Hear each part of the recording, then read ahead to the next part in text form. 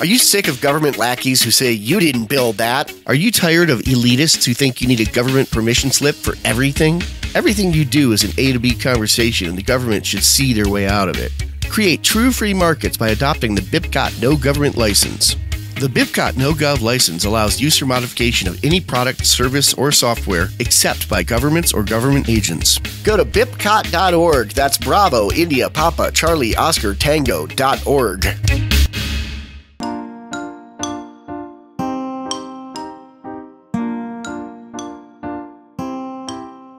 Hello, everybody, and welcome to Peaceful Anarchism on the Voluntary Virtues Network on theconsciousresistance.com and theseedsofliberty.com. So Peaceful Anarchism is covered by the BIPCOT No Gov license. This allows reuse by anyone except for governments and the agents thereof. You can find out more information for this at bipcot.org.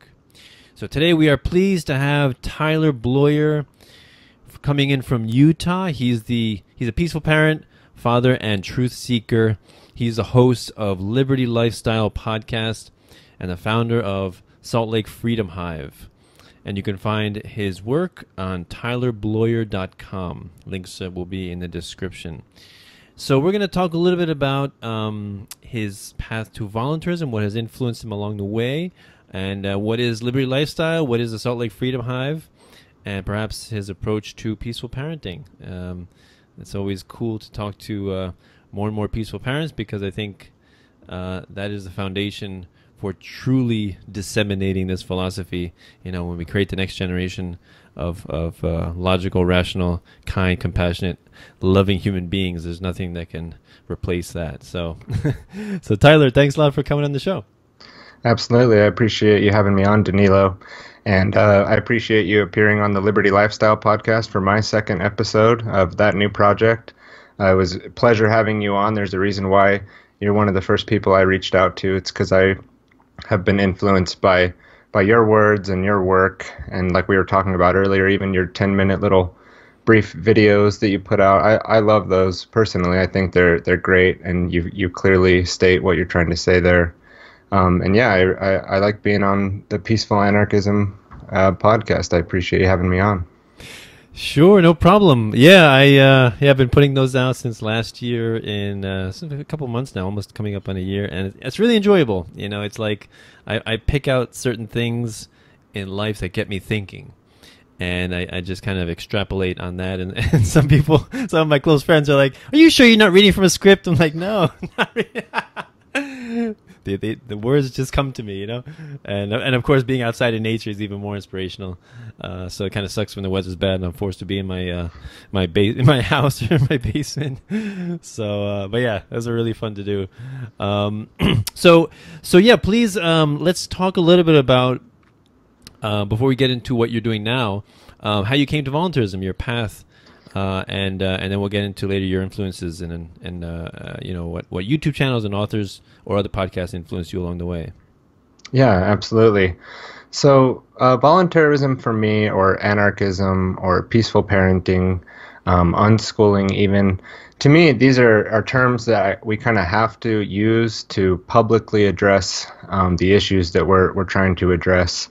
And I personally don't like labels. I'm one of those types. I don't love labels. I kind of try to stay away from labeling myself, because what I see the human species as, or all beings really, and myself is, you know, a being with infinite potential who has the ability to create and do whatever they like. And that result is infinite. You can really kind of create whatever you can imagine.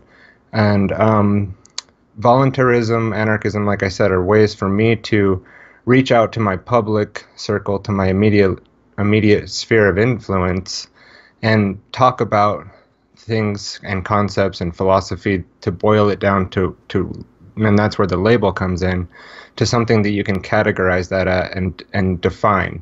And so for me, I can't really ever say that I wasn't a voluntarist, right, or that I wasn't an anarchist. I don't think I ever meant to use violence against other people on purpose. I don't think there was ever a point in my life when I didn't want my relationships with other human beings to be completely voluntary. Now, I think a lot of us get led down a path that will eventually lead to us making decisions that cause harm to other people, and sometimes knowingly, but a lot of the time unknowingly, and that could be through willful ignorance or through a certain nescience, information that wasn't available to you, so you didn't know that your actions were causing harm to other people. Um, so as far as a path to that, I could say that there was a path to indoctrination and mind control that I was put into and subjected to as a child, and throughout my young adult life. Um, and heavy, like you said, I'm from Utah. I was born and raised in Farmington, Utah, in the LDS church. I went to public schools, so I got the full spoonful. I got the full program, what I would consider the program, refined as it is at this point, of indoctrination, of communist indoctrination, socialist indoctrination, and then the religious aspect to that as well, which I don't know if we'll go into that too much here tonight, but it's also a system of control, and definitely mind control. It can be used to hold beings back from recognizing their full potential. Not that it can't be used for good things, not that certain faiths or not all religion is bad, but specifically organized religions that are organized belief systems, things that require you to accept without using critical thinking, to accept the words and the statements without using a process of critical thinking. Well, that's indoctrination. Indoctrination is beliefs that you hold that were accepted unchallenged. And so that came at me pretty heavy as a child, and I didn't really fall for it necessarily, I would say. I didn't fully dive in to that world. I kind of sensed that something wasn't right pretty early, I would say, in early grade school. And I did what I call a checkout. I kind of went through the motions of school and even the church, and really observed the adults around me and the contradictions in their behavior to what they were saying.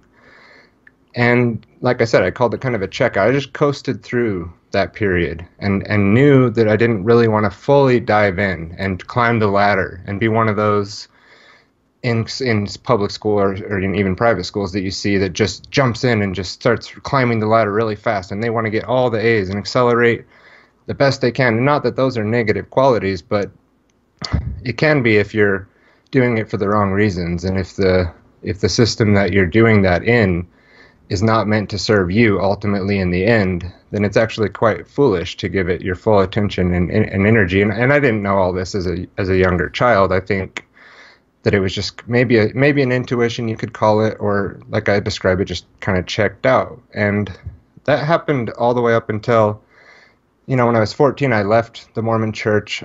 My mother luckily questioned the religion, and that was a big example for me. Somebody really close to me, my mother, saying that, hey, I've done. She brought me aside and said, hey, I've done a lot of research. I've looked into this. I've had some questions, and I don't agree with this anymore, and I'm not going to be a part of that. And that, I think, was a big catalyst for me to say, oh, wow, you can do that. You can you can decide to take something that's been a part of you your whole life and just change it by doing research. That was an example of somebody who didn't just take the dogma unchallenged and just accepted it and didn't. And also, I mean, for her, that was a huge mental thing to get out of, because you have your whole peers, her parents were still, in that religion. The community around us, we were in a really Mormon area, so she was facing loss of community, loss of friends, loss of family, loss of self, what you feel like is yourself. And so, like I said, I think that a few years later, I followed suit. I said, well, hey, I haven't felt right about this the whole time, so why am I going to continue to do something that I don't agree with? And but then, that imbalance as a child led into an imbalance after that of extreme, the extreme opposite of that kind of thing is to go seek out what I did was kind of no belief systems, almost to the point, well, really to the point of like an atheistic, almost like solipsistic worldview. And so in that period, I call my unconscious state. So then I went through a period of just kind of like saying nothing's real then, and there is no, reality that makes sense. Each person kind of is in their own reality. Hey, and I can do whatever I want. I can go and have as much fun as I want without consequence. Mm-hmm. And as long as I'm getting away with it, whatever it is, for me, it was just more or less having a good time with my friends. But I would say we were pretty wild. I went into a period of thinking that there was no real moral consequence even for your actions, And needless to say, I learned the hard way that that's not true. And I came back around, and through a series of events beyond that, and a series of people that I can't fully take credit for all this happening. I mean, a lot of this stuff that we'll talk about here tonight, it's not like I came up with it or I'm responsible for having this great awakening or something like that. I have to give credit to the people around me that saw maybe I was questioning a little bit, or that I had some lack of knowledge that they thought they could pass along at that time. And that's really kind of what happened, just these random set of events where the right person at the right time tried to hand me something, and I took it, and I looked into it, and I watched that documentary, I read that book, or I looked into the Federal Reserve, or hey, I looked into the whole Social Security makes you a corporation, legal fiction thing. And, the legal land rabbit hole, I consider it kind of a waste of time, but ultimately you're free. And don't let anybody ever write anything down on paper that says otherwise. That's kind of how I feel about the legal system. But some people need to learn a lot about that to challenge jurisdiction, and they get caught up in the legal system. But besides that, like I said, there was a series of events that happened after that where people brought to me the Thrive movie, or people would get me looking into 9/11. And I also started addressing my health. So an interesting part of my kind of journey to starting to understand the principles of voluntarism or all that was really kind of twofold. One, I started to address my health and stop drinking tap water. So if anyone out there is drinking the fluoridated tap water, try quitting for a month and switch to spring water and just see how you feel. And for me, I was like, wow, like, if I can change that much just from that little thing, what is going on here? What is the deal? And that really was one of the things that got me really questioning what I have been told up to this point about, those who say that they are watching out for our best interests, serving and protecting, if that's really true. Because I remembered decades before that hearing the argument and debate about fluoride being in the water. And my reaction was, why don't they just let people put in their water whatever they want, And then I kind of let it go. And then years later, realized that it was a lot bigger deal than that. And then, you start to see with real eyes, with your open eyes, what's really going on around you, how the control system works, how the education system really works, how the monetary system really works. And I went down those corridors, and I looked into those facets of our reality, and had the freak out period too of oh look at out there, they're doing this, they're doing that, can you see that, there's this, and a lot of years of doing that, I can definitely relate to that. But then I asked why is it that this is going on, and I'm only coming to scratch the surface level of some of these things. But then I look around, and it seems like the other people don't want to know. They don't care. They're not interested. They want to label me as crazy, a conspiracy theorist, just some nut job, tinfoil hat guy in his mom's basement or something like that, right? I'm sure you can sympathize with a little bit of that too when you try to discuss even just something as simple as the economic system. People, that sounds. What do you mean, private banking system? a cartel that's been running the world for thousands of years who, uses drug money to start wars and all this stuff, So why was my question? Why is it that I can see these people who seemingly care? They say they want to be free. They say they want to be happy. They say they want prosperity for themselves and their family. But yet when it comes to looking into the information that would be required to understand to get those things, they don't want anything to do with it whatsoever. They want nothing to do with that information at all. And, again, well, why? Was my question. Why is this? How come I can see this clearly with my eyes, and I can show the guy next to me the same thing, and he has a completely different reaction. And his mind shuts it down, turns it, can't be this, it can't be what you're saying. It's definitely not what anything that's conspiratorial. It's not anything that was in that big of an agenda or anything like that. There's not some secret shadow government, pulling off false flags or psyop operations to control the public. Where I was like, really? Because it's pretty clear, like that's what I'm seeing, and it's not just me. Look, here's the information, and I came to find that it's not the information. It's not about giving people the information.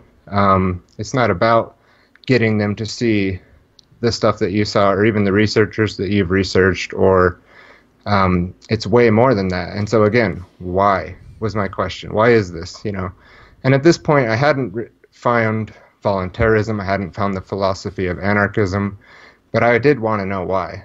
And that led me down a series of teachers and books and YouTubes and documentaries. And honestly, I'm kind of more the millennial age, where I've gotten a lot of this information from people doing podcasts, from people doing YouTube.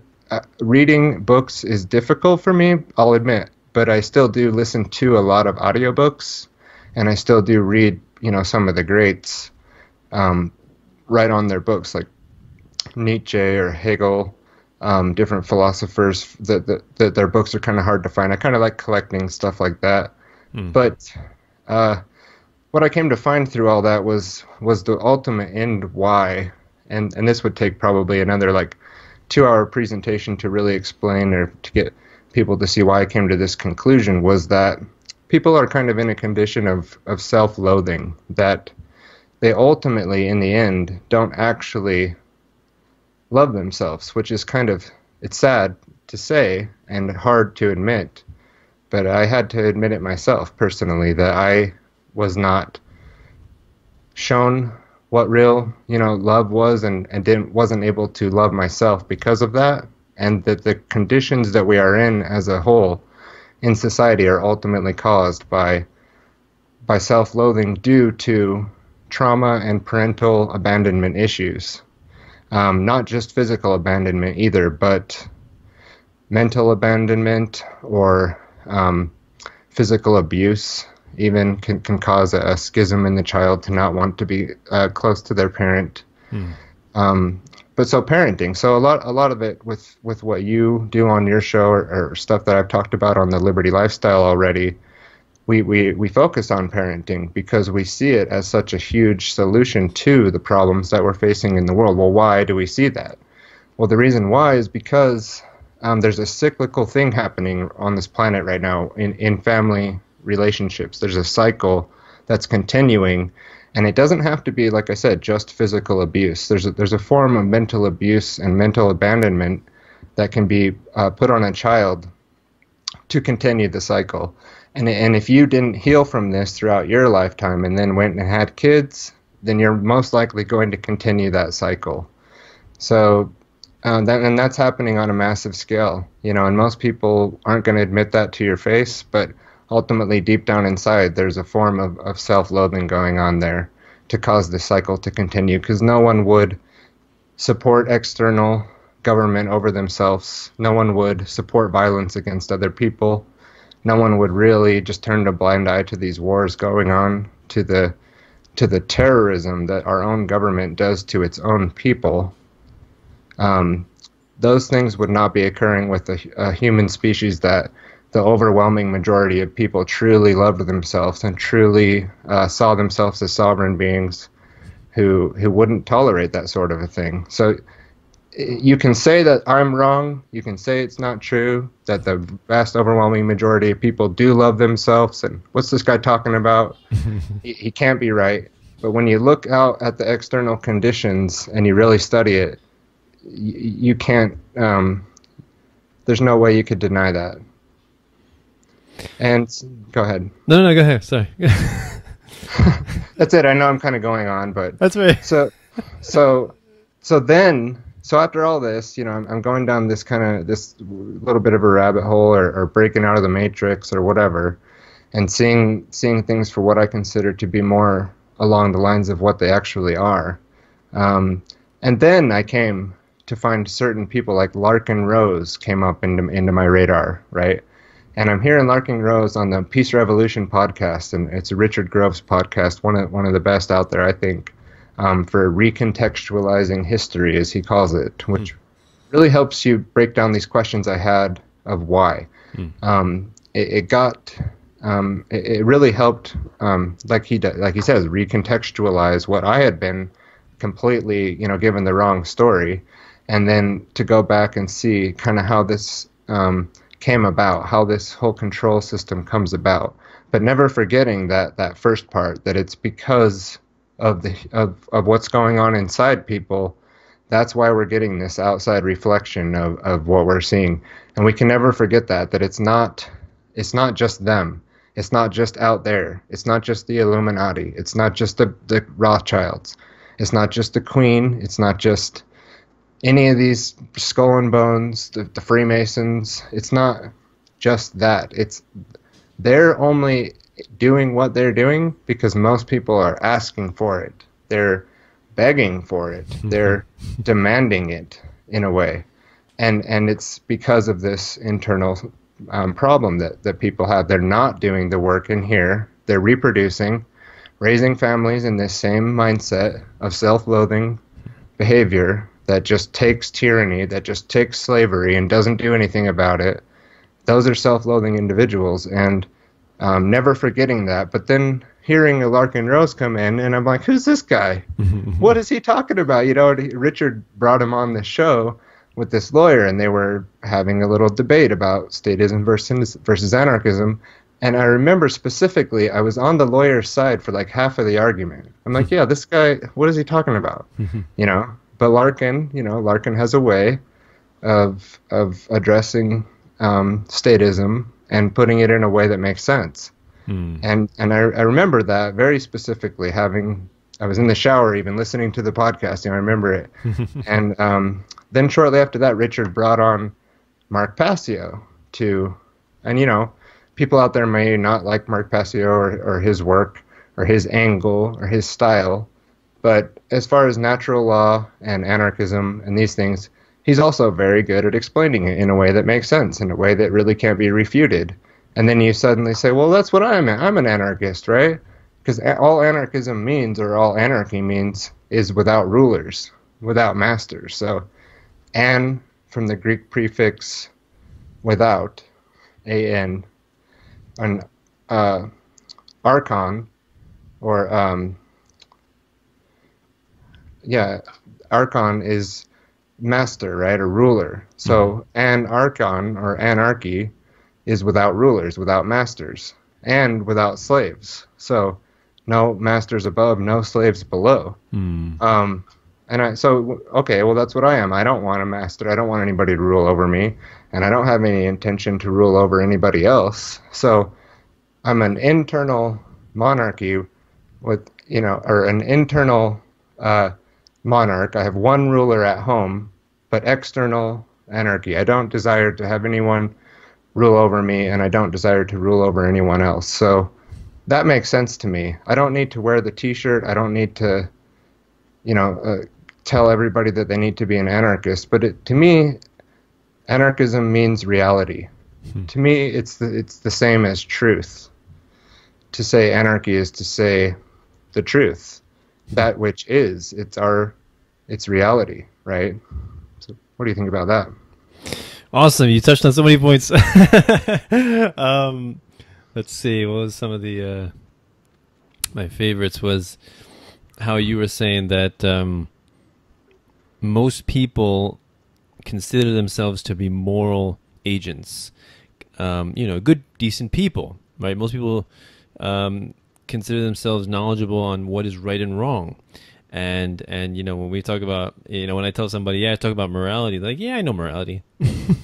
And but the problem is that, of course, they have this giant exception to morality called the state, and our job is to explain that no, there is no exception to morality. No badge, no costume, no position, nothing can exempt someone from the laws of morality. It's equally immoral to rob someone here or rob someone an ocean away, right? And so that's one thing that we have to help people to understand. And of course, advocating for the state is supporting immorality in its essence. So that's one thing that's very important. And what was the other thing? The one you said, the one you said, you did say a good point. Right before you stopped, you said, what were you talking about? Just anarchy, and just the definition of the word specifically is why I agree with that philosophy. I don't necessarily, there's ANCOMs out there too, right? Yeah. You got that ANCOM Antifa crowd, right? Right.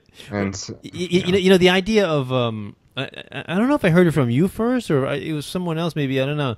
But the idea of an internal monarch and external anarchy, that's an interesting idea. I never really thought of it like that. Well, that's the thing. You need to have rulership over yourself. Over self-governance, right? And if you don't, if you don't rule yourself, then you'll automatically be defaulted to have external governance, right? This is a conversation me and my son are having constantly, right? Nice. You're not my boss. Well, you're right. But if you can then behave properly and not need to be told what to do, then I won't tell you what to do. Right. But if you're just gonna let crackers exist all over the floor in your room for weeks, then eventually I've got to say something, But if you would just clean it up, and you controlled that situation, then you don't need a boss at that point. Right. It's the same with human beings. If we are really raised all the way up to be adults and act like an adult, which we don't have right now, the vast overwhelming majority of people are in a childlike state of extended adolescence brought on by this system, but then also maintained by their willful ignorance. I mean, I don't give people exception. I don't just say it's the control grid, it's the mind control, it's the fluoride, it's the Prozac, it's all the SSRIs, it's the chemtrails, it's the food.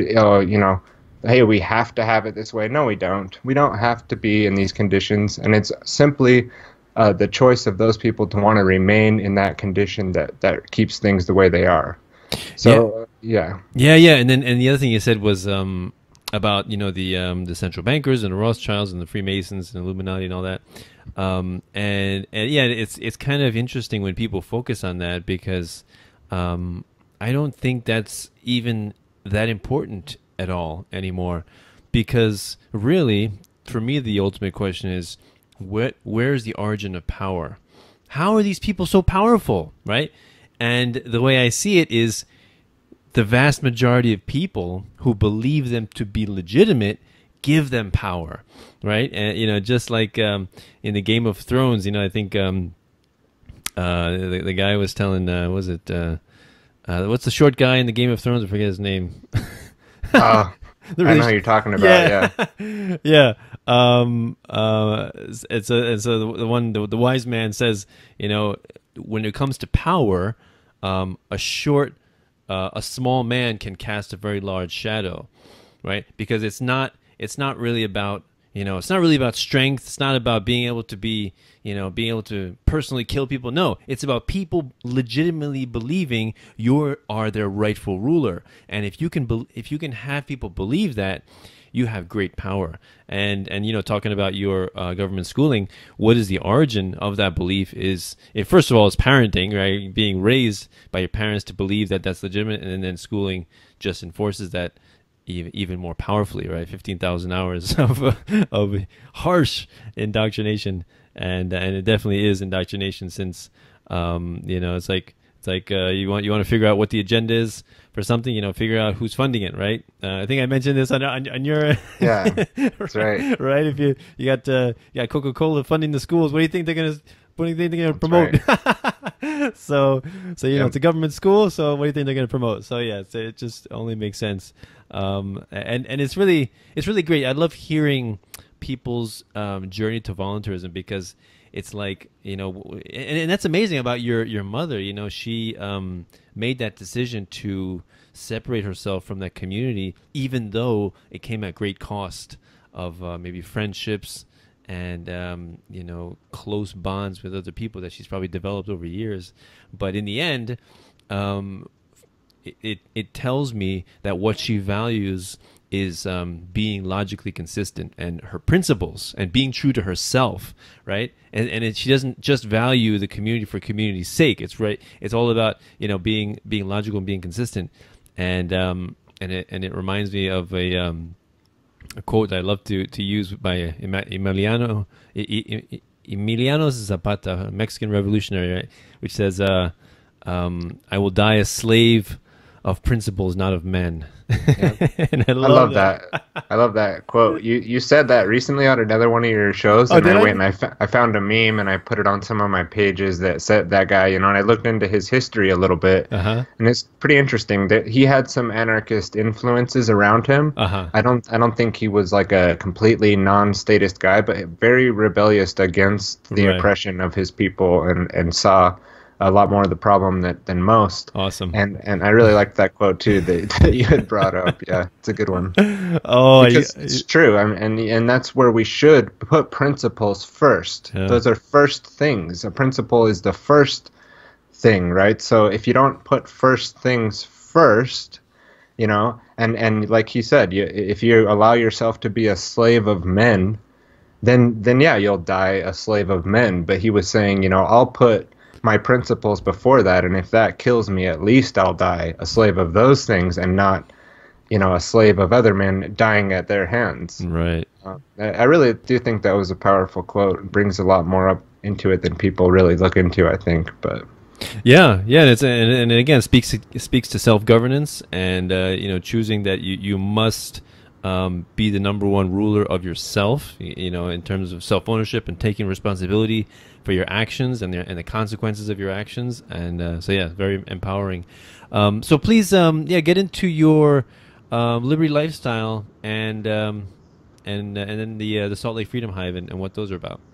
Yeah, so Liberty Lifestyle, thanks for bringing that up. It's a podcast that I recently started. Got the first episode out in April of 2017, and started right here in Utah with somebody, Skylar Collins, who's been a big influence of mine, especially with the parenting stuff and the peaceful parenting and the unschooling, and really kind of brought a lot of that to my mind. I went to his site, everythingvoluntary.com, when I was looking into those things, because it comes up kind of first when you search some of those keywords. Kind of found him. Hey, this guy's from Utah. Hey, this guy's kind of like me. I can kind of see myself getting along with this guy. And then, started communicating with him and did an interview before the Liberty Lifestyle podcast was even conceived. And then just said, hey, why not turn this thing into a podcast, and I'll bring on a lot of the people that have influenced me, and that are living their principles, principles first. And these people are out there actually doing the behavior, not just talking about it. I want to bring them on. I want to talk to them. I want to show my immediate circle of influence, and maybe a larger audience, hopefully, why I feel the way I feel, why I say the things I say, why I'm against statism, and bring a longer dialogue out for myself to enjoy it myself. You and I were talking about that earlier. For me, it's a passion of mine to work with audio, video files and the internet and produce digital content, but then also to just create like an ongoing dialogue of people who are not just talking about ending the Federal Reserve, but doing the things that could actually do that one day, or bring about a new monetary system. But then, like I said, I'm not going to lose focus on where I see the problems really arising from. So we'll be talking a lot about liberty and freedom and anarchism, voluntarism, unschooling, as well as many other topics, but never forgetting, what we've been talking about here, that it's us that have the power to change those problems that we perceive in the world. So Liberty Lifestyle will hopefully be a project that lasts many years, and it'll develop over time and hopefully get more streamlined with the editing process we were talking about. But yeah, it's just a podcast, and that's it really. It's not like a big network of multimedia or something. It's just mostly right now just going to be a podcast. Cool. Yeah. One thing that you, what did you mention? It'll come to me later. Okay. So in the meantime, please get into the Salt Lake Freedom Hive, and how that compares with that. Yeah. So the Salt Lake Freedom Hive, I started last October in 2016. No, August of 2016. Sorry. And that was more or less like me seeing that, okay, I came to all this understanding. I had all these glimpses of things that I found to be like true for myself, and also something that I saw that was some universals and other things that could be used to change society to be much, much better than it currently is. So, okay, a lot of anarchists, I think, are a little scared of working with other people, or let's just say a lot of non-statists, are scared to reach out and start working in their community. It's kind of a fringe stance because you're surrounded by people with guns and other things that don't agree with you and, are willing to use violence against you for your philosophy, just like we saw with Ross Ulbricht. The judge that threw him away for 2 life sentences said that it was his philosophy that was the most threatening, not actually what he did. And so, but we have, a responsibility as human beings. We're not just individuals who can just be in our own little bubble and pretend that none of this stuff out here is affecting us. It absolutely is. And everything is an interplay of each other. So the other people and the society around you and your family and the teachers and the bosses or the jobs that you're at, these are all very influential on you, but you can also be very influential on those systems as well. So reaching out to the community and working first, like we've been talking about, in your home. It starts with you, and then your home and your family, and maybe your extended family and friends you could start to work with, and they can work with you and develop, a more free society, a more voluntary society over time.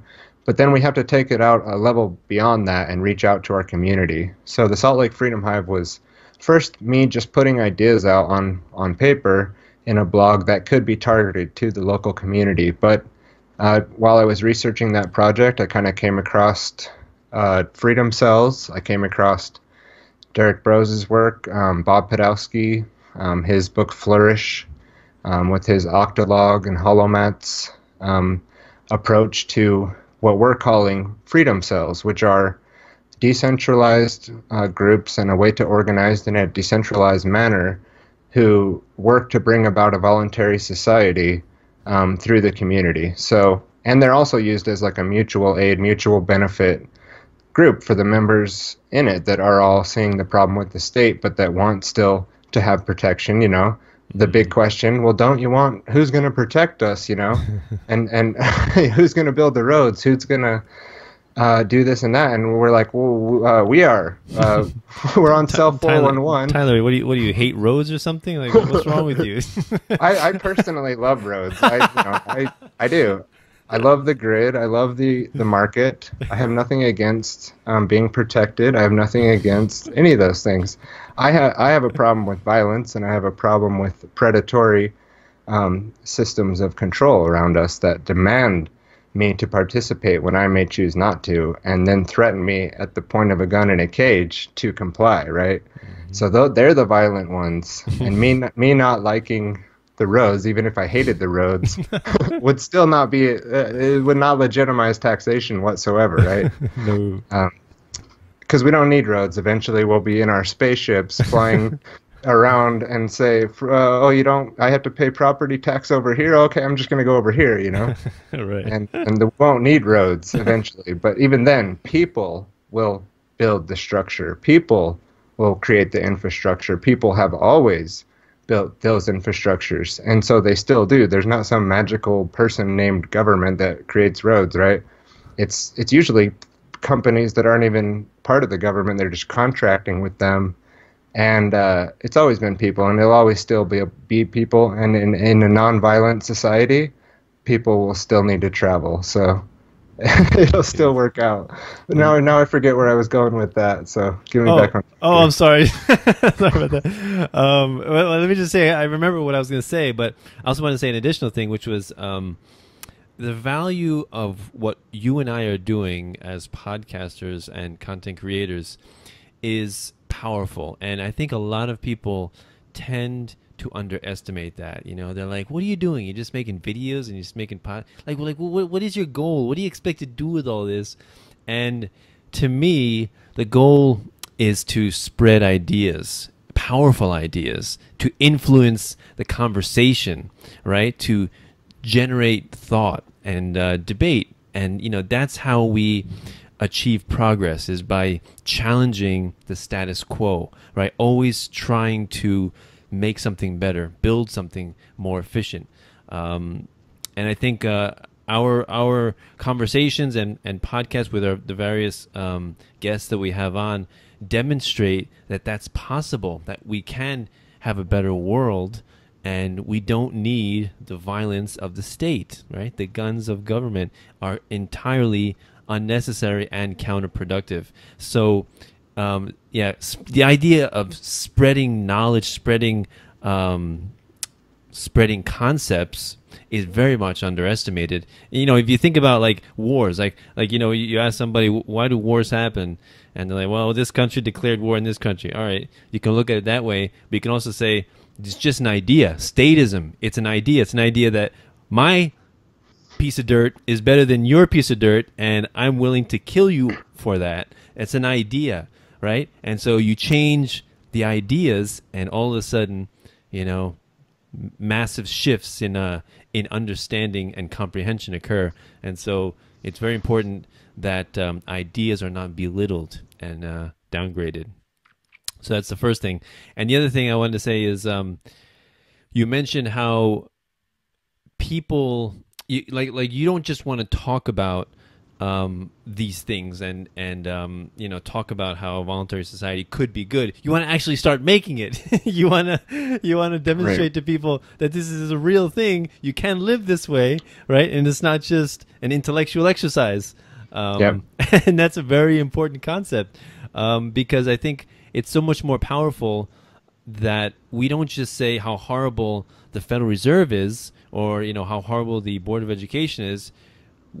All we have to do is just be prosperous and thrive in spite of it, right? Engage in agorist activities, avoid taxation as much as possible, avoid transactions in the eyes of the state as much as possible, educate your kids outside of the government schooling. You know, that's how you really topple an empire. Not with guns, not with violence, not with assassinations, by more and more people just withdrawing their participation and their support.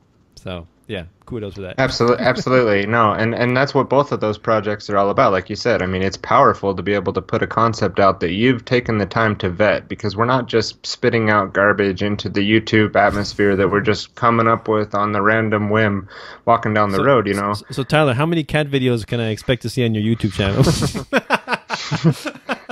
Well, my personal one, or no, I'm just kidding. Yeah, but and so that's what the Salt Lake Freedom Hive is absolutely all about, is using apps like Cell 411 or Nextdoor.com, which are decentralized apps and ways of communicating with your friends and neighbors and community that doesn't need the state. So when people say to me, who's going to protect us from the bad guys, I say, download Cell 411. I'll protect you. If you call me, I'll come help you and defuse a situation if we can plan it out and discuss how that'll work. Then there's apps, and I'll do it. And we have our Freedom Cell that we all have the Cell 411 app downloaded, and I test it out sometimes. I jump on and do a quick test of the system, right? Like a this is just a test of the broadcast system, and it works. If the other day I ran out of gas on the freeway. Luckily enough, I was really close to the gas station, so I just walked down the street. But I could see that as being an example of, hey, I don't want to call an authority. I don't even really want to call a tow truck driver here. Hey, but Joe, in my Freedom Cell, we planned for these kind of situations. Here's somewhat of an emergency here. Let's test this system out and see if it works, and start to create that culture of liberty. Now there's no reason to wait, because there's the technology is available to us. There are people in each. Especially if you're near a major city, I think you can reach out and network with the people that are like-minded at this point, and start to feel a lot more comfortable too with. I think a lot of people who start to oppose statism start to feel very rejected and ousted and like hermetic, like they're just put off over here in the box of what everybody else considers to be kind of loony. But use the technology to reach out to your community. Use these apps that I just mentioned, those two, or go on freedomcells.com or any of the other platforms. There's tons of platforms out there that kind of have the same philosophy as this decentralized way of organizing. And yeah, that's what the Salt Lake Freedom Hive is developing into. At this point, we're very active and getting permaculture groups we meet up with. We support them. We're doing a plant exchange here next weekend, followed up by, in June, we're going to be doing a crypto digital currencies training Skillshare, because the way the Freedom Cell works is you get a small group of people, 8 to 10 people is what the science or the research has shown is more effective for this kind of a thing. Some people say 50% male, 50% female, if you can strike that balance. And then the group comes to a consensus only on what they're going to work on moving forward. So it's very small, very focused, and then people can, not feel like they're getting voted out or whatever. We all have to agree. And the thing that people kind of really interested in is skill sharing. So we've all decided, let's start hosting skill shares. We'll do the organizing, and then we'll invite the community in. So when they say, well, what are you going to replace the Fed with? We are having a digital currency skill share on cryptocurrency, on Bitcoin, on Dash, on Litecoin, in not one specific coin. And ultimately, I don't see Bitcoin or crypto being the ultimate solution to all of humanity's problems, or even to the economic system, because again, the solution is compassion, love, and caring, and approaching people as if they are in need of healing, because they are. Anyone who's supporting the state, especially now in the time that we live in, because we don't really have as many excuses as people before who just maybe they were completely sealed off from all the information, completely nescient of any other philosophy, and then literally like beaten into a certain way of acting. Well, it's very hands-off now, at least. Our slavery is remote control, right? And the remote control that they have is very powerful. It's a full spectrum dominance coming your way. They have every level of the spectrum dominated. And so part of, like you were saying, putting out this powerful information is to at least attempt to thwart, to push back a little bit on the complete media manipulation psyop, government-controlled, drug agency-controlled, big pharma-controlled media that pumps out 24/7. They don't stop, right? They don't ever hit the brakes. They're on 24/7 pumping their message. So if you think you can just sit back and say, hey, I don't want anything to do with this place, I'm going to go live out in the woods, I'm going to go check out and move to Mexico, I'm going to move to Puerto Rico and get away from this, you're not getting away from anything. They're not going to leave you alone. They're not going to stop. They're going after those people that are out there trying to just be left alone, right? So absolutely, I agree with you there that this isn't just a hobby just for play, that it can be a powerful message to reach people on these platforms, and that we are the new media. We are the people who need to be doing the work, not just you and I, though. Anyone who feels like they can contribute to this, to pushing humanity out of this condition that it's in of mind control and complete dominance and slavery needs to step up and start doing that work. It's not just an option, it's a requirement. Oh yeah, definitely. So so please get into your approach to peaceful parenting, and if that has changed, like before you became a parent or after you became a parent. Well, so I like I said, I looked into Skylar J. Collins quite a bit before I even became a parent. So I was looking into the work, actually preparing myself to become a parent because I wanted a family. I wanted to start a family. I wanted to have kids. You know, I want to I wanted to have that in my life, but I recognized at that point when I was doing that, starting to look into like voluntarism and peaceful parenting and unschooling. I wasn't a parent at that time, but I saw in myself that I could have issues with trying these things out. So I wanted to start working on myself earlier to be prepared to be a peaceful parent, to unschool, because I would never subject my kid to public school for sure, and even private schools are a little sketchy with they still get the communist core teachers in there. They're certified by the same kind of people. Yeah. They themselves kind of pushing statism, right? They don't necessarily probably give the voice to the other options out there. Mm-hmm. So when I actually met my wife, Cassandra, she had a son already. So I was luckily prepared enough, with my own healing and stuff to start to practice these principles in real time. She had a 4-year-old son when I met her, and I told her, all about kind of myself and where I came from, and that I would never, want to send my kid to a state-ran institution, and that the peaceful parenting and unschooling that,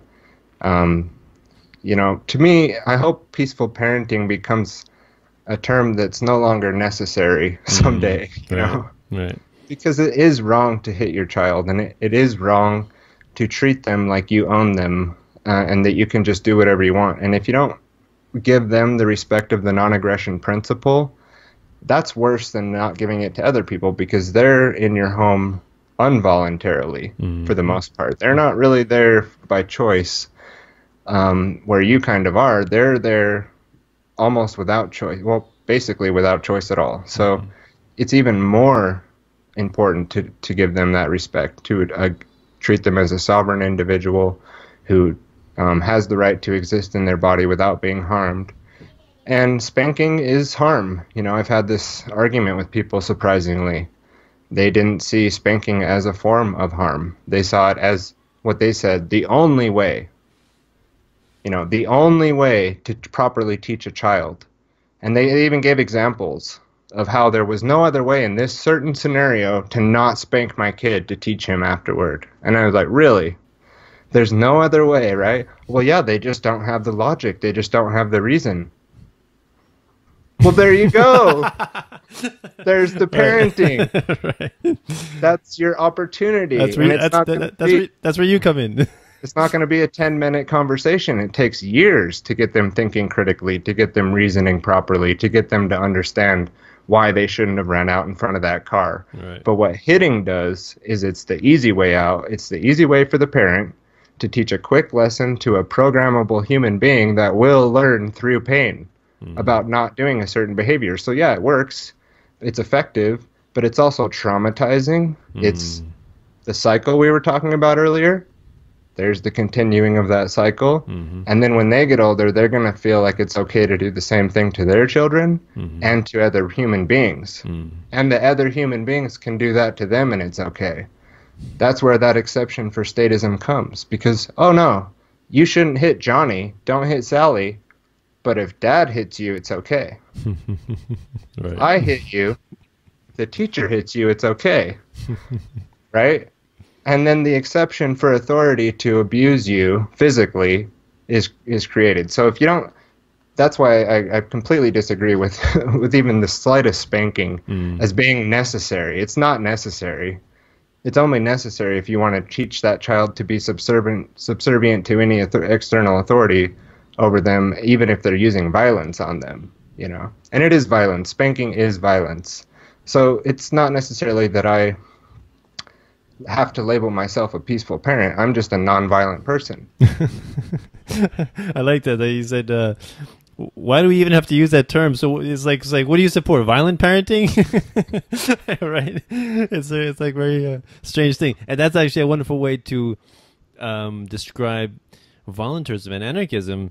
Is I like, when I explain to people what I do, I just say, I talk about voluntarism. They say, what's that? I say, oh, it's just voluntary interactions between peaceful people. Do you like that? Yeah, good, cool. How could you not?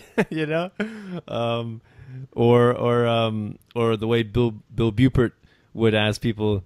He's like, when he says I'm an abolitionist, and he says I oppose all slavery. What kind of slavery do you support? Right.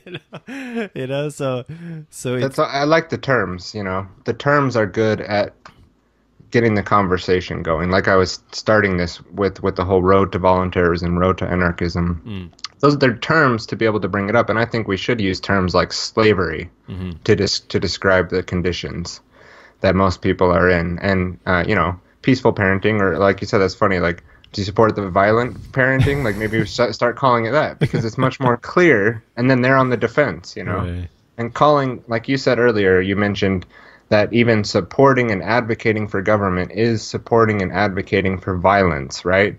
And if you can get somebody in that conversation, now they're on the defense for being violent instead of the roads and how are you going to protect everybody. Get them on the defense for being a violent supporter of murder, because they're what they're doing is killing people with their ideology, and that's literally true. The biggest killers of people, and if you just look at the 20th century alone, was government and democide and medical abuse through withholding the information that people need to heal themselves. And it's actively being done. And what they're doing to the children with these vaccines is also an attack on their biology, on their immune system. And the evidence is out there. You can remain ignorant of it if you'd like, but that is also advocating for murder of children. And so if you want to defend against that, let's have a conversation. But to talk about these other things as what we need to bring the discussion on, how would we pay for this? How are you going to do that? Right. Non-violently. That's how I always answer. I'm going to do it using systems of non-predatory ways of being, Yeah, you're right. They're really deflections away from the idea that basically taxation is theft, which most people would not want to admit. But talking about voluntarism, that's just a wonderful way I find to introduce all kinds of aspects of agorism and peaceful parenting, and homeschooling, unschooling, all that kind of stuff. Because you just say, if you advocate for voluntary interactions, now think, what kind of relationships in your life do you appreciate? It's the voluntary ones. What do you not appreciate? And most of the time it has to do with the state, taxation, right? And what do you call it? Tax month, right? And then schooling. Very few people say, yeah, I love my schooling. It's wonderful.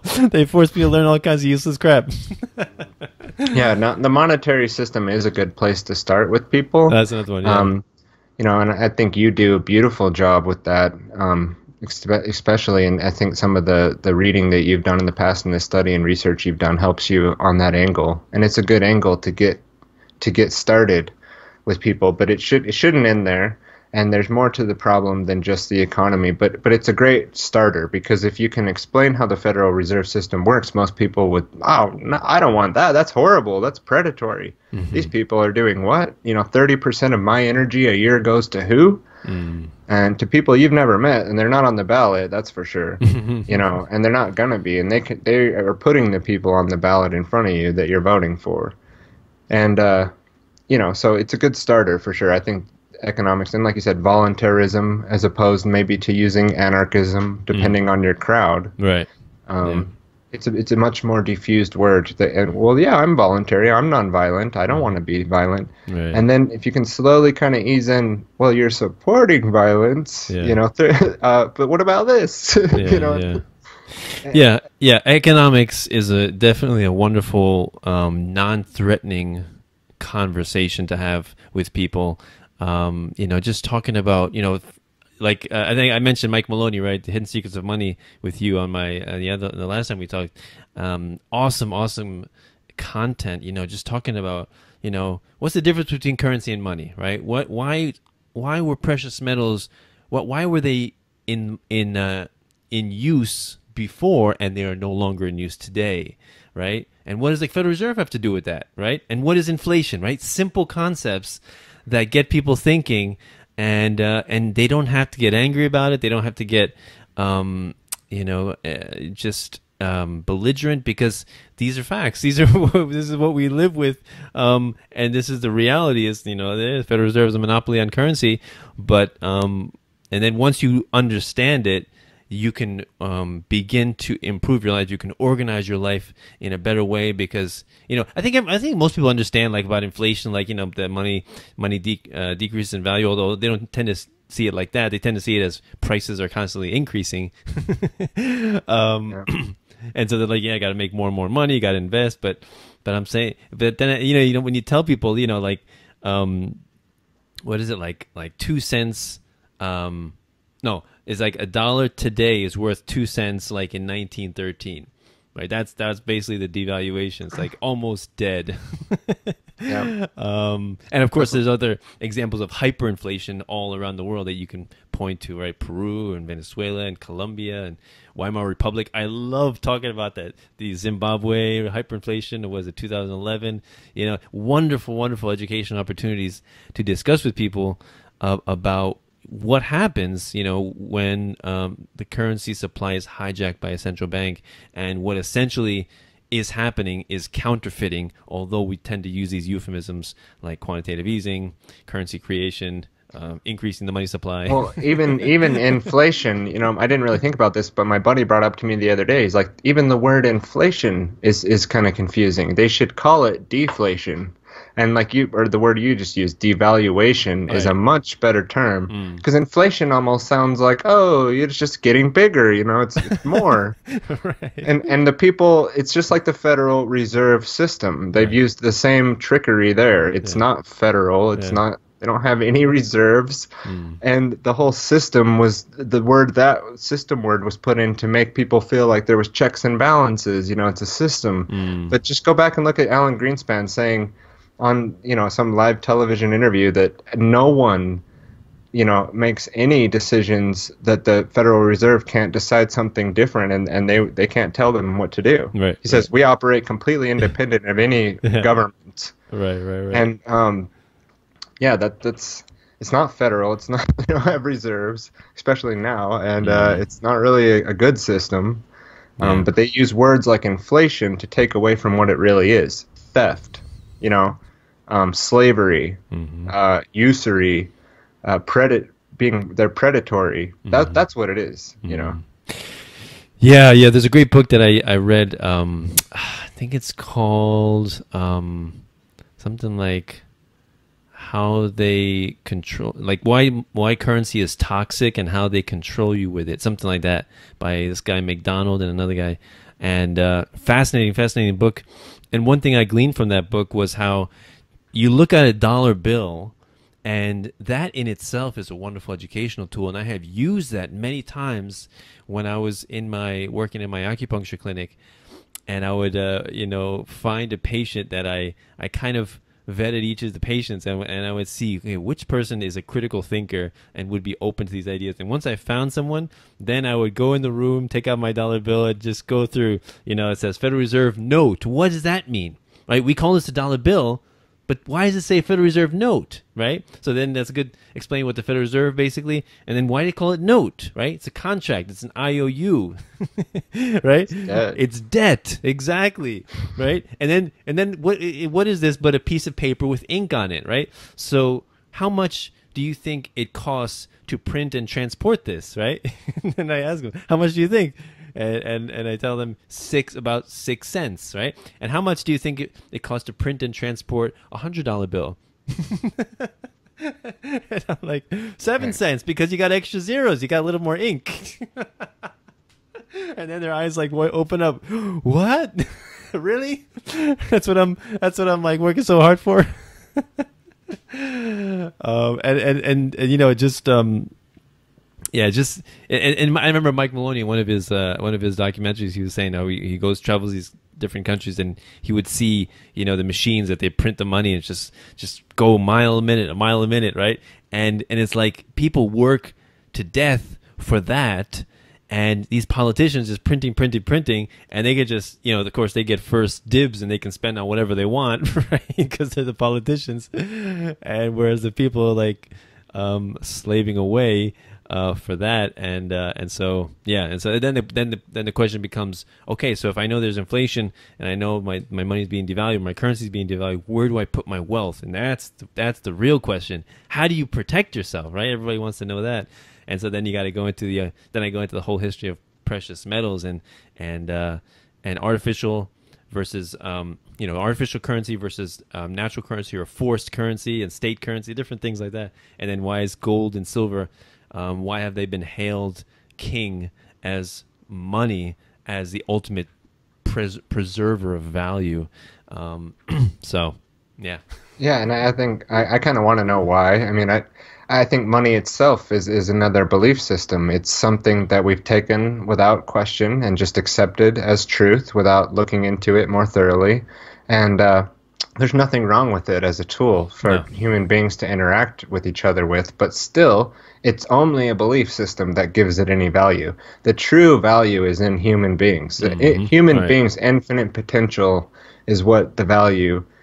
That's where value is derived, where it is held, where it is stored, is in human beings. Now, if we decide to interact and trade with different seashells or gold or coconuts, you know, which would be very inconvenient, then that's all fine. But you know, you take the predatory aspects out of that trade, and there's nothing wrong with it, but you still have to see it as a belief system. You know, I had this conversation with a few friends the other day, and when I first heard this said this way too, it was like, a belief system? Like, what do you mean? You know, well, there's no intrinsic value in paper for sure, unless you can eat it. Maybe there's some papers out there you can eat or make into clothes and stuff like that. But gold itself, there's no intrinsic value. As in, if you're the worst STFH shit hit the fan scenario happens. Can you bathe and can you eat gold? Exactly. Can you shelter yourself with it? I mean, maybe if you had a whole lot of it. Can you drink it? Can you breathe it? Does it help you raise children? Well, you know, if you can use it to trade other things, but intrinsically, inherently, it's not valuable. Exactly. It can transport wealth, and people have, you know, speculated that it's because it can last under water for millions of years in the ocean, and you pull it up and it's just like the day that it went down. Well, that's a good value, and today we use it in electronics. Gold gets used on motherboards to be used in the technology industry, so it's intrinsically valuable there, maybe, but you still can't eat it, still can't drink it, still can't use it to really live with the basic things you need. So gold is still a belief system. Precious metals still just our belief that makes it valuable in reality, because we are the ones that are valuable. But at that same time, I have no problem with using paper or using gold to trade with other people. But it's the predatory aspect of the Federal Reserve that, or any banking system which seeks to, you know, create something from nothing and then charge massive amounts of interest and, you know, manipulate wars and loan money to governments to go to war that they themselves manipulated. That's obviously all things that I don't agree with. So, yeah, that's a great distinction, and that's one that we as volunteers have to frequently make with status, which is it's from the Frederick Bastiat quote from the 19th century. When we object to something being done by the state, socialists believe that we object to it being done at all. Right? So and his example is, if we object to grain being subsidized by the state, that then they conclude that we object to people eating grain. Right? So it's the same with when you advocate for no state. People think you're advocating for no rules, but it's not no rules, it's no rulers. There are still rules. Right. And and those rules are the natural law. The rules are the laws that govern human behavior that are existent here in this reality, and we can come to understand those things.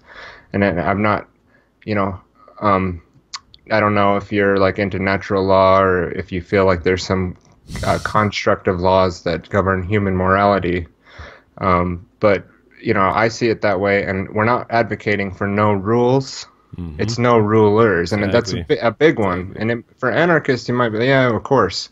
Well, not the statists. When you start talking no rulers, they picture in their head just fireballs flying across the sky and murderers driving off with your wife on a motorcycle, and you know what I mean? Like, and you're like, yeah, that's an excellent way to raise my kids. Exactly, you're right. But there are still rules, and if humans to be truly free, they will learn those rules and they will live by them, because there's the law of freedom in the set of laws known as natural law, and it goes like this: that the more moral that a human species is, or the more moral we are in the aggregate, the more freedom we will ultimately experience, because the more we're taking away someone's natural rights from them, the more that we're impeding on their right to be without being harmed. If we're all doing that, that's going to create a whole system of slavery. But if we all live according to the non-aggression principle, the principle of self-ownership, try to raise our kids peacefully, try to have peaceful interactions with other human beings, that will ultimately result in much more freedom because of this natural law. Because when you live that way in the vast overwhelming majority of people, freedom will ultimately continue to grow and grow and grow. Because the more moral a society is, it's directly linked to how free a society is. Exactly. Beautifully said. It's too much fun talking with another voluntarist, Tyler. Man, we can talk for hours. Yeah. Let me. I do want to fit in one of the other things you had me prepare here with some books. Unless you had something else that I wanted to go into. I want to kind of reference a few things here. Sure. Go ahead. That's cool. I won't go on through I did make a list, so just in case I left something out, but then when you make a list, you always leave something out. But one book, just to kind of get people's attention drawn to it if they haven't heard of it, is The End of All Evil by Jeremy Locke. And it's a PDF you can find out there online. You probably won't be able to find a physical copy until somebody picks up the task of publishing this again and getting it back out there, but I'd like to read a little quote from that book actually here that I had written down.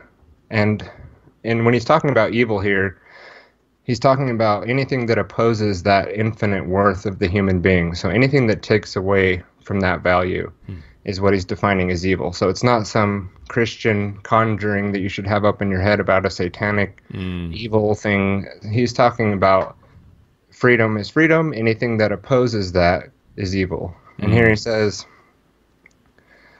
to understand how evil controls people, it is necessary to understand the difference between principle and law.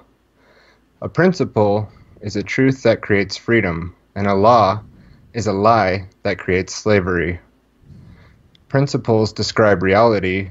They are knowledge that help you make use of our world. Because of your intelligence, you recognize principle in everything you do. Every true thing you learn is a principle. The movement of your hands, which food tastes good, mathematics, and empathy for a friend are all based on principle. Laws are artificial ideas created by evil men to restrict the thinking and understanding of people. Laws mask themselves in authority so that they can impersonate principle. When people mistake truth for the ideas of authority, their abilities and wisdom are diminished. This is the purpose of law. Law must be enforced because there is no truth in it. A law destroys freedom because it is a lie. A principle, however, creates freedom because it is knowledge. That which destroys freedom is evil. And that's from the book The End of All Evil by Jeremy Locke, which really just kind of, it was one of the great books that I read, and I still go back to and listen to podcasts and stuff where they talk about it. It's a really good book. Have you checked that out? Never heard of it. No. Sounds good, though. Sounds awesome. Yeah, I'll send you a copy. Yeah. For the interview. And by the way, I don't know if I guess we skipped over that, but any books that you would recommend or that you have read that you found value from? Yeah, just real quick, I mean, that one, and then The Stellar Man by John Baines is another one people might not have heard of. That's more like Hermetic philosophy, which I'm not like a secret practicing Hermeticist or something, but there is a lot of good stuff on natural law in Hermeticism. Cool. The Kybalion, same thing. I'm not a religious Kybalion guru, but the 7 Hermetic principles as described in the book, The Kybalion, are really good to help us understand our reality and how natural law works. Astrotheology and Shamanism by Jan Irvin and Andrew Rudigi was a book that helped me really get into symbolism and start to break down a lot of the more esoteric stuff in religion. And then astrotheology, how the Bible and the Christian mythology is really heavily based in that, as well as a lot of other religions. One that I know you've read, The Most Dangerous Superstition by Larken Rose, and along with that, like Freedom by Adam Kokesh. Larken Rose's The Most Dangerous Superstition is almost like a hidden natural law book, because he really just, the way he explains authority and the belief in it and what that manifests, I think is really kind of describing how natural law works. And then Frederick Bastiat, The Law. I mean, you brought him up. I know you've read a lot of his work. That one in particular is good. John Taylor Gatto, Dumbing Us Down, Weapons of Mass Destruction, or The Underground History of American Education. His writing is tremendous. It's not just the content, but the way he presented it and who he is. It's just really good story. And the Deliberate Dumbing Down of America by Charlotte Iserby, another one along those lines. That's a hard book to get through because it's like chronological. Oh. So she like goes through each year and what happened as far as like the dumbing down of America. Another one, Lysander Spooner, No Treason, The Constitution of No Authority. That's a great book. Oh yeah. It'll prove to you logically and reasonably why the Constitution is illegitimate and doesn't apply to you. It doesn't apply to anyone who's around today, and it's just another belief system, right? Thomas Paine, Common Sense and the Rights of Man, just tremendous books. That man was writing, with fire. He had it in his heart and lived freedom to the fullest extent that he could, and was a big catalyst for the American Revolution and the French Revolution. And from my research, the true author of the Declaration of Independence was Thomas Paine. And regardless of what you think about the Founding Fathers, which is kind of sounds religious almost. The founders of this country, I think he was the most enlightened of them. And if you look at his works and his life, he didn't hold slaves and didn't think that it was kind of okay after, and he didn't go back on the Constitution the Declaration after it was written like Thomas Jefferson kind of did in his writings. He started to, maybe this was a mistake, And somebody who wrote a document like that wouldn't falter, right? Later on, that would have been in their blood. And so, read Thomas Paine's work, and I think you can start to see where I'm coming from. The Anatomy of Human Destructiveness by Erich Fromm. That'll really help to start to understand this problem of it being a problem going on within people and not necessarily just out here. The Trivium, there's a couple books out there, but The Trivium specifically by Sister Miriam Joseph is a good book. She comes at it from a little bit more of a Christian slant, but still the Trivium method. I'm a student of the Trivium, try to practice the Trivium method, grammar, logic, and rhetoric. And if you've not heard of that, that's something that you can get into with that book pretty deep. Also, triviumeducation.com by Jan Irvin would be a good one. And then the works of Anthony C. Sutton also. I got into this guy's work, and it's more like scholarly writings that are like made for like PhD level graduates. The American Secret Establishment, How the Order Controls Education, Wall Street and the Rise of Hitler, and one that I haven't read yet, Wall Street and the Rise of the Bolshevik Revolution. He really kind of it gives a whole nother side of how World War I, World War II went down, and how Skull and Bones has affected American society and how they've kind of infiltrated every aspect of the political structure. James Perloff has wrote a couple books, The Shadows of Power and Truth is a Lonely Warrior. These are both great books too. The Shadows of Power goes into the Council on Foreign Relations. It's really interesting. And Mass Control. This book is really good as well, kind of like The Anatomy of Human Destructiveness by Eric Fromm, but more of like this like remote control engineering that's going on. It's not anymore like chains and whip slavery, right? We have more of a mind control, complete domination of that, like full spectrum dominance, like I was saying earlier, by Jim Keith. That's a great book. And then finally, I know I'm kind of going on here. That's all right. Another one that I really like is The Wisdom of Your Cells by Bruce Lipton. And that book blew my mind. It really goes into healing this problem and how to do it. Not even just talking about how, like, healing, oh, we need to meditate and just change our mind and everything will be great. He actually goes into, like, the biology of epigenetics and genetics and how you're not just predestined to be what your parents were or your grandparents based on genes or a certain construct, that you're just going to have these problems. And it's very much more based on the epigenetic environment around you. And then I have some podcasts and other people that have really helped me along the way, like Gnostic Media, Jan Urban from the Gnostic Media podcast, and his site, like I said, triviumeducation.com. Monumental work. He opposes the alternative media a lot of the time, even with his work. And, he's exposed people like Terence McKenna and the whole psychedelic revolution as being largely a MK Ultra operation towards the end, especially. Really?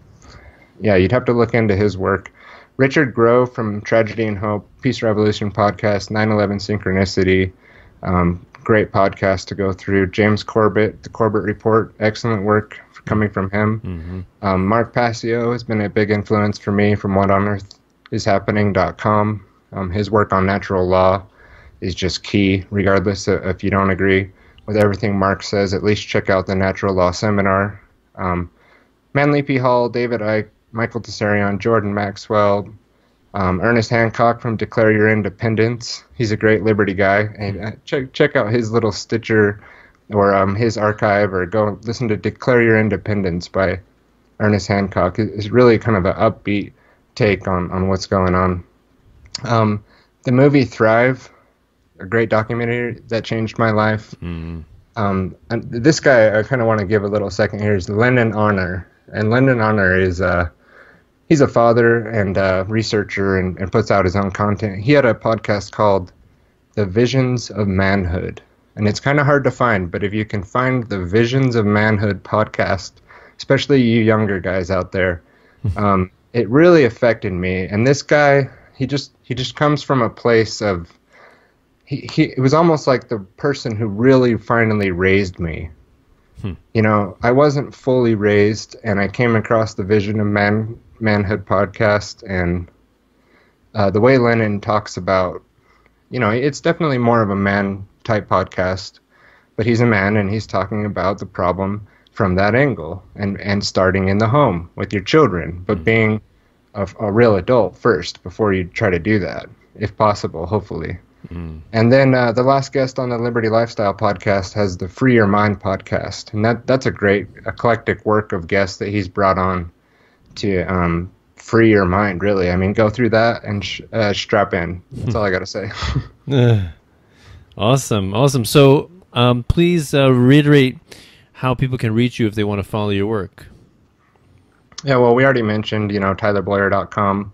I'll be revamping that. Right now it redirects to my podcast, but that'll have all my various links in there. Salt Lake Freedom Hive, find me on Facebook, Twitter, Patreon. $1 a month would be great if you'd like to support what I'm doing. And Steemit. I love posting to Steemit because I really like that form of blockchain technology. It's a really cool social media platform. And also, one thing we didn't mention here was withinthestones.com, and that's another podcast I did. And there's 4 key episodes in there currently, and I will go back and retouch on that. But we talk about psychopathy, social engineering, eugenics, and then natural law. And so I really think that there's about like 14 hours there of episode in those 4 episodes that if people want to go through and check that out, they can too. Awesome. Beautiful. Yes, please support Tyler's doing some awesome work. He's just coming onto the podcasting scene, but the more voices for liberty, the better. So yeah, you can support me also on Patreon, patreon.com/peaceful-anarchism, also through PayPal or my Bitcoin. If you enjoy what I do and interviewing fascinating people like Tyler here, please give me some monetary support. Some compensation is always appreciated, as we are capitalists in the end and we respond to incentives. So, we offer this for free, but, our time is not free, right? Because we're always choosing to do something else that we could not do. It's the opportunity cost, right? So if you'll enjoy this work, please support me. $1 a day is all I ask, or $1 per episode. And you can help me do what I do best, which is advocating for voluntarism and peace and love. I think that's the true message we're advocating. So for Tyler, sure. Awesome conversation. Thank you for coming on the show. I really appreciate it. So this is thank you. No problem. So this is Peaceful Anarchism on the Voluntary Virtues Network and theseedsofliberty.com and theconsciousresistance.com. Wishing all of you have a wonderful day. Take care. Bye. Yeah, thank you, Danilo. Take care. Cell 411 is a free app for Android and iOS that replaces government-controlled 911. Cell 411 allows you to preset a group of friends or private organizations to show up in any emergency. Cell 411 is a nightmare for the state because it proves their so-called services aren't needed. Cell 411 has had thousands of installs, and of course it's covered by the BIPCOT no government license. Cell 411 because your friends won't shoot you when you're in trouble. Without the government, who would build the emergency services? You and Cell 411. Get it today at getcell411.com. That's getcell411.com.